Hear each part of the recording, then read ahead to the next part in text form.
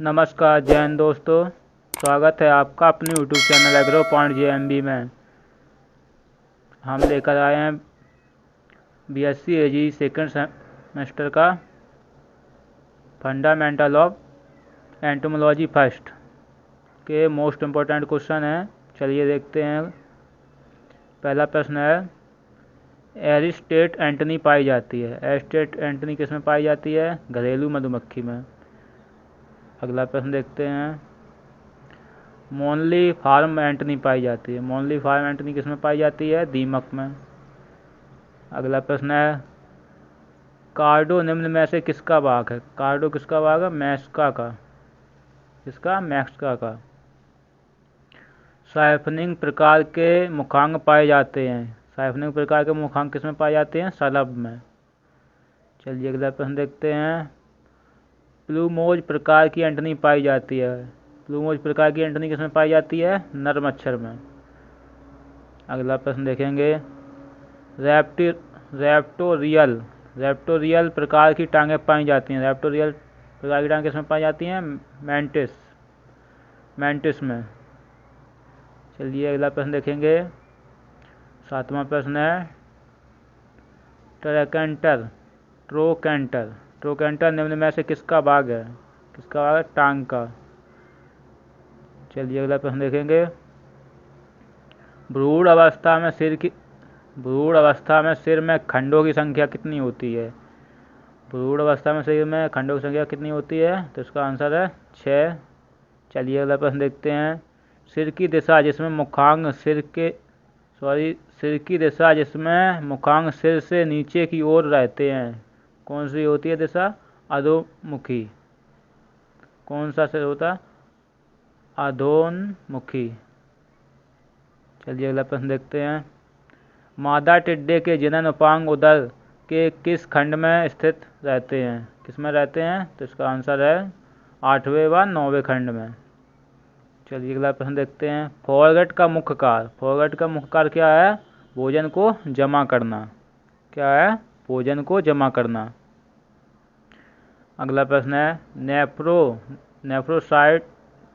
Nephrocytes संबंधित है। किससे संबंधित है? उत्सर्जन से।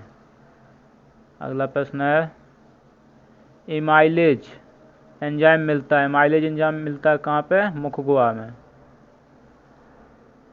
चलिए अगला प्रश्न देखेंगे, 14 प्रश्न, टिड्डे में कर्णपटय उदर के किस खंड में स्थित होते हैं?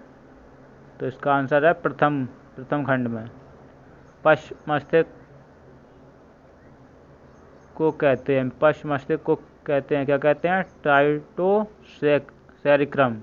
इसका आंसर है ट्राइटोसेरिक्रम। चलिए अगला प्रश्न देखेंगे, इस प्रकार के श्वसन तंत्र को जिसमें श्वसन छिद्र का अंतिम जोड़ा क्रियाशील होता है उसे क्या कहते हैं? इसका आंसर है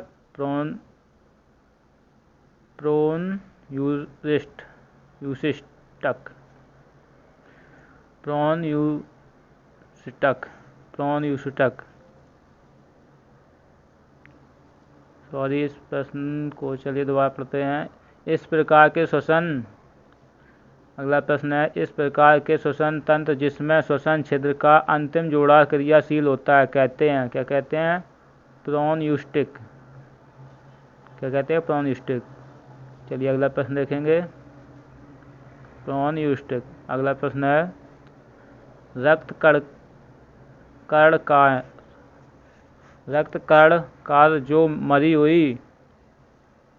रक्त कणकाएं जो मरी हुई कोशिकाओं एवं संक्रामक सूक्ष्म जीवों को नष्ट कर देती है, क्या कहते हैं उसे? फैगासाइट्स।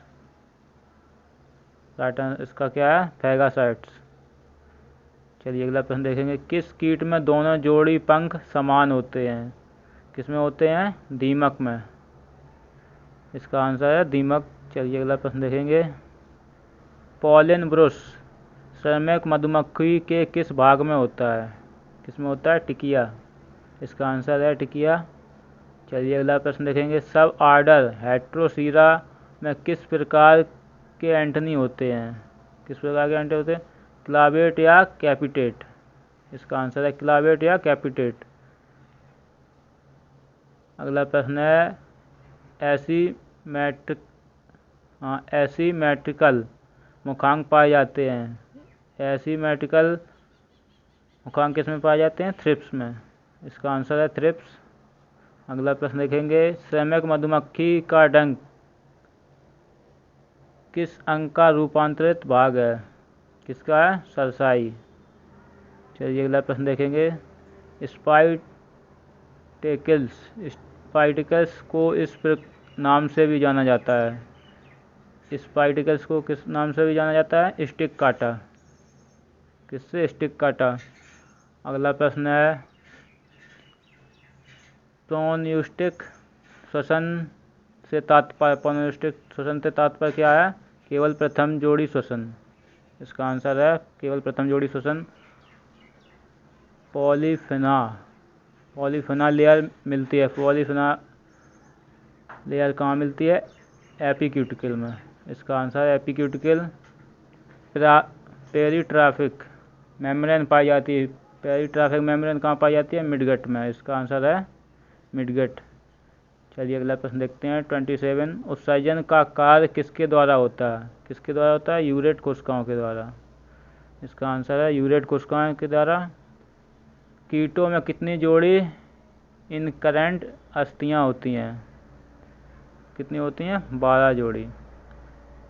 अगला प्रश्न है, पायरला कुल से संबंधित है। पायरला कुल से संबंधित क्या है? फलगोरड़ी। चलिए अगला प्रश्न देखेंगे, इम्स ने 1961 में कीटों के कितने वर्गों को बताया था? इम्स ने 1961 में कीटों के वर्ग बताए। कितने बताए? 29 वर्ग। चलिए अगला प्रश्न देखेंगे, किस वर्ग के अंतर्गत सबसे अधिक शिकारी कीट आते हैं? किसके अंतर्गत आते हैं? हाइमेनोप्टेरा। राइट आंसर क्या है? हाइमेनोप्टेरा। अगला प्रश्न है, लाल सुराही का वैज्ञानिक नाम क्या है? राइजोपरथा डोमिनिका।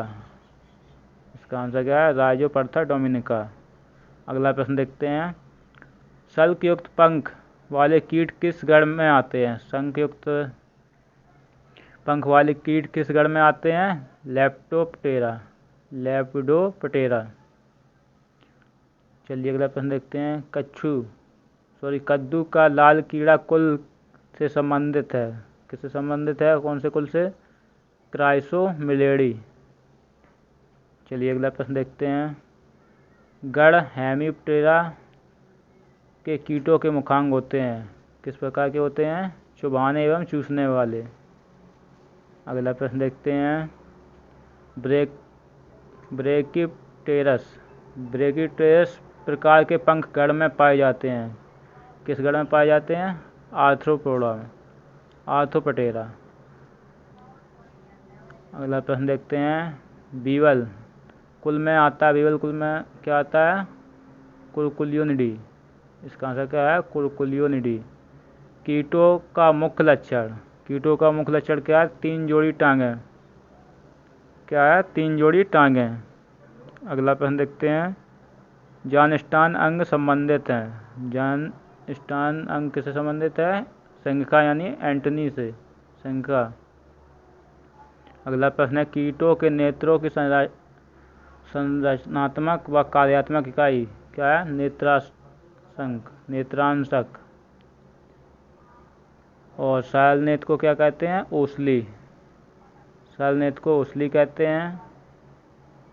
चलिए अगला प्रश्न देखते हैं, वायुकोश किससे संबंधित है? वायुकोश किससे संबंधित है? श्वसन से। अगला प्रश्न है, टैगमिना रूपांतरण है। टैगमिना रूपांतरण किसका है? पंख का, जो किसमें होते? कॉकरोच और टिड्डे में। प्राथमिक प्रकार के टैगमिना रूपांतरण किसका है? पंख का, जो कॉकरोच और टिड्डे में होते हैं। चलिए अगला प्रश्न देखते हैं, प्राथमिक प्रकार के मुखांग हैं। प्राथमिक प्रकार के मुखांग क्या हैं? काटने और चबाने वाले। जो किस में होते हैं? कॉकरोच, कैटरपिलर, दीमक में। अगला प्रश्न है, साइफन प्रकार के मुखांग होते हैं। साइफन प्रकार के मुखांग किस में होते हैं? तितली और शलभ में। अगला प्रश्न है, स्पंजी प्रकार के मुखांग किस में होते हैं? घरेलू मक्खी में। इसमें होते हैं घरेलू मक्खी में।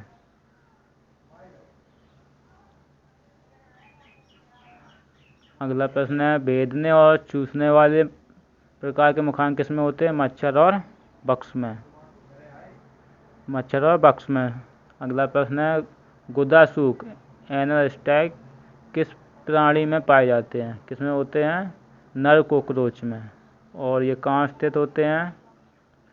किस में होते हैं ये? नर कॉकरोच में। और स्थित कहाँ होते हैं? नौवे खंड में, उधर के नौवे खंड में। बालों के समान संरचना होती है इनमें। और ये 10वें खंड में गुदालूम या नर और मादा दोनों में होता है। जो गुदालूम होता है, गुदासूक कॉकरोच में लिंग द्विरूपता प्रदर्शित करने का काम करता है। जो गुदासूक होता है वो कॉकरोच में लिंग द्विरूपता प्रदर्शित करने का काम करता है।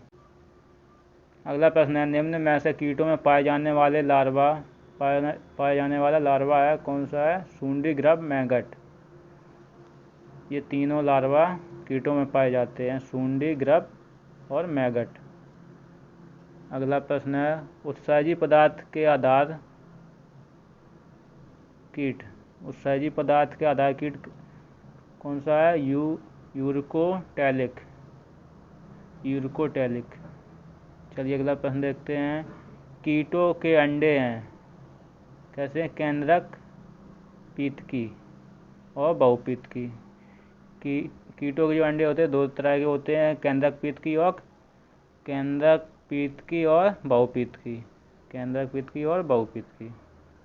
अगला प्रश्न है, एलरी पेशियां संबंधित हैं। एलरी पेशियां किससे संबंधित हैं? हृदय से। अगला प्रश्न है, कीटों का हृदय है। कीटों का हृदय कैसे है? तंत्रिका जनित और नलिकाकार। कीटों का हृदय कैसे? तंत्रिका जनित और नलिकाकार। अगला प्रश्न है, सबसे बड़ा गण। सबसे बड़ा गण कौन सा है? कोलियोप्टेरा। कौन सा है? कोलियोप्टेरा। सबसे बड़ा संघ आर्थ्रोपोडेरा, नहीं सॉरी आर्थ्रोपोडा। सबसे बड़ा संघ क्या है? आर्थ्रोपोडा। और सबसे बड़ा वर्ग कौन सा है?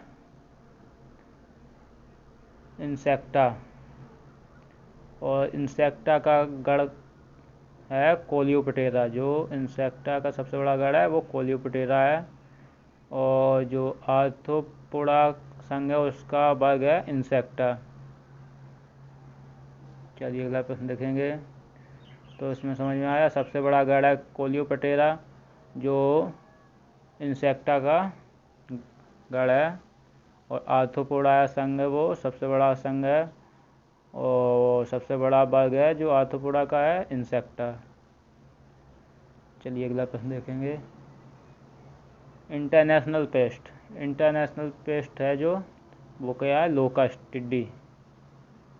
लोकस्ट यानी टिड्डी। और नेशनल पेस्ट है वो white grub. National paste white grub. और दीमक। दीमक कैसा होता है? दीमक होता है सर्वभक्षी, सब खा जाता है। दीमक कैसा होता है? सर्वभक्षी। चलिए तो हमारे प्रश्न कंप्लीट हुए। बताइए वीडियो कैसा लगा। वीडियो अगर अच्छा लगा तो वीडियो को लाइक करें और चैनल को करें सब्सक्राइब। चलिए मिलते हैं अगले वीडियो में, तब तक के लिए जय हिंद।